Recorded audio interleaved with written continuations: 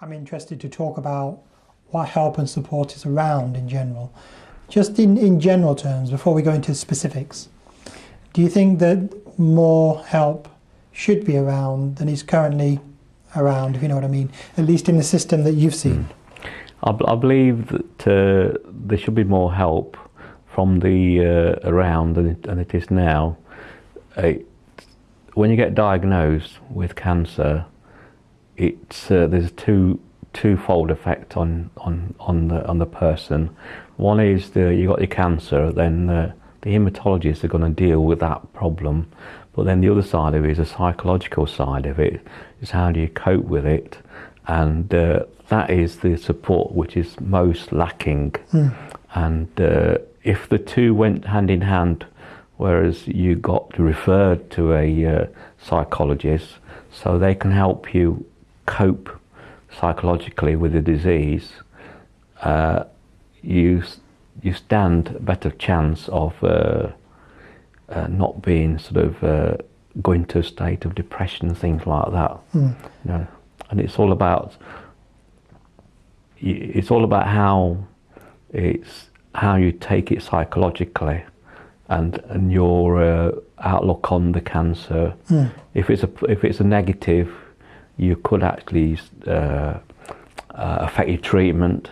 But if you have a positive approach, then things would work out better. But there are times when it's very hard to maintain that, isn't it? It is. When the mood can be low, or you're very on edge or anxious. Is there any answer? Is there any advice you can give for people who are struggling right now?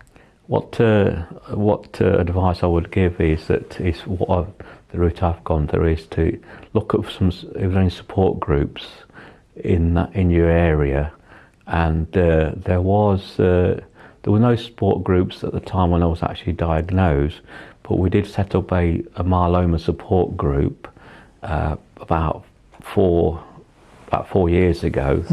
Because the number of people being diagnosed with myeloma was increasing. Yep.